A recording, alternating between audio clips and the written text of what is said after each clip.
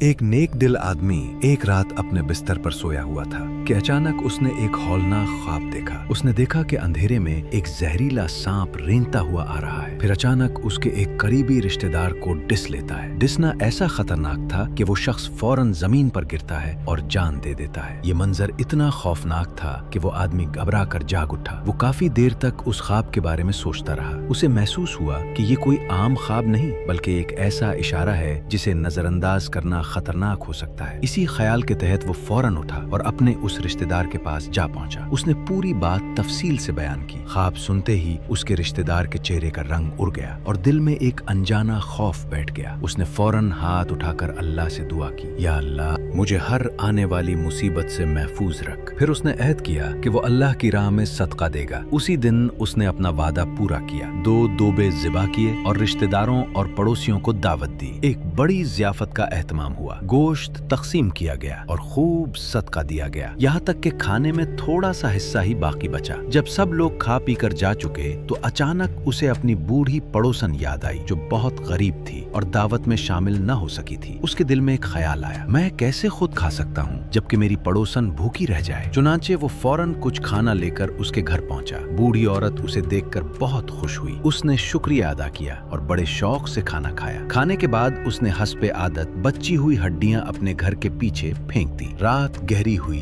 تو ایک زہریلا سانپ رینگتا ہوا اسی جگہ پہنچا جہاں ہڈیاں پڑی تھیں۔ اس نے انہیں نگلنے کی کوشش کی مگر ایک ہڈی اس کے گلے میں پھنس گئی۔ نہ وہ اسے نگل سکا اور نہ باہر نکال سکا۔ وہ تڑپنے لگا، زمین پر سر مارنے لگا، مگر جتنا زور لگاتا اتنا ہی بے بس ہوتا جاتا۔ وہ وہیں پھنس کر رہ گیا جیسے قدرت نے اسے روک لیا ہو۔ صبح ہوئی تو وہ آدمی اپنے گھر سے نکلا۔ اسے پیچھے کی طرف سے عجیب سی آواز سنائی دی۔ وہ احتیاط سے آگے بڑھا تو دیکھا کہ ایک زہریلا سانپ ہڈیوں میں پھنسا ہوا تڑپ رہا ہے۔ اس نے فوراً ایک لاٹھی اٹھائی اور سانپ کو مار دیا۔ یہ منظر دیکھ کر اس کی آنکھوں میں شکر کے آنسو آ گئے۔ اس نے آسمان کی طرف دیکھ کر کہا، الحمدللہ، اے میرے رب، تو نے مجھے اس مصیبت سے بچا لیا۔